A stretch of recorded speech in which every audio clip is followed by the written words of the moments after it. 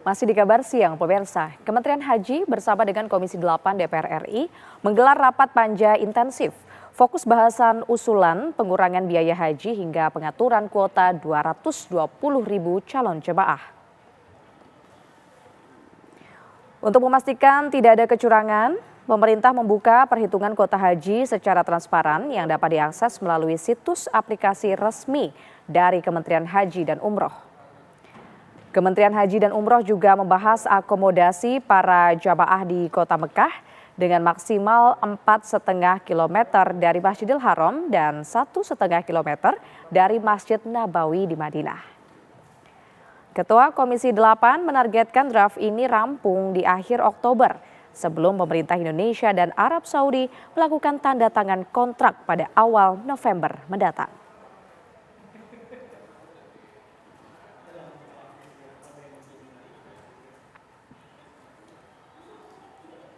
Yang tersertifikasi menurut data Kementerian Agama sebelumnya nanti digeser ke rumusannya itu terbuka, artinya semua pihak bisa mengakses.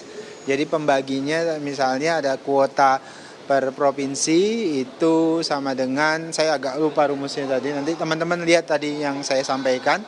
Yang jelas kami buka, jadi misalnya Aceh berapa, kemudian Sumatera Utara berapa, Jawa Timur berapa, ketika dimasukkan ke rumus itu akan keluar kuotanya.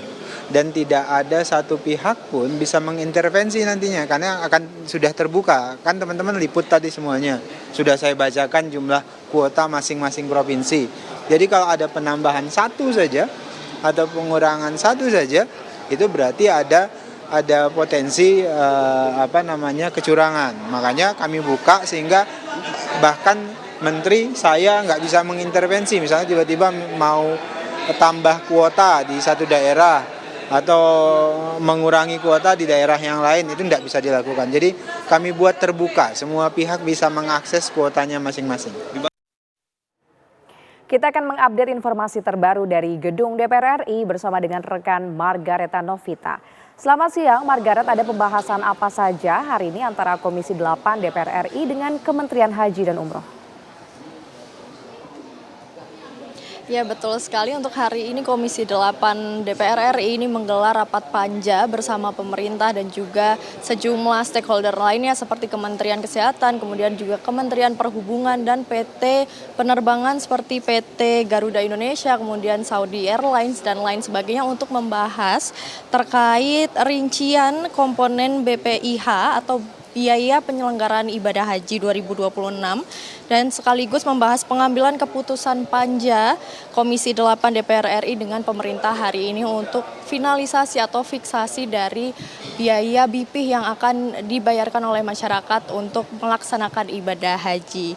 Dan memang ini sudah berlangsung sejak kemarin pemirsa, dan sudah ada usulan BPIH ini sejumlah total 88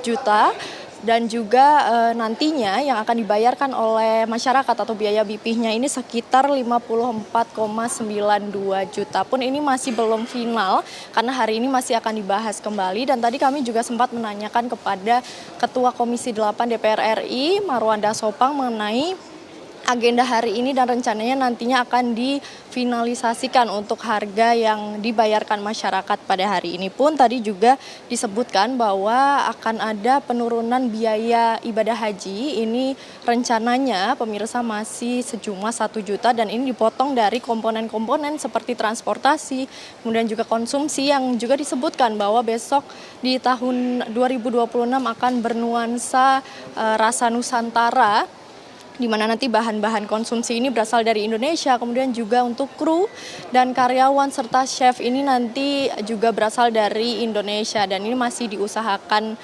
kembali pemirsa dan akan dibahas pada hari ini. Pun tadi Marwanda Sopang juga mengatakan bahwa masih akan ada celah-celah untuk penurunan harga biaya haji, namun ini masih akan dikaji sehingga biaya haji yang dibayarkan masyarakat ini dari 54 kemungkinan bisa turun ke 53 juta seperti itu pemirsa. Dan kami masih menunggu bagaimana hasil rapat panja Komisi 8 RI dengan pemerintah hari ini. Kembali ke studio.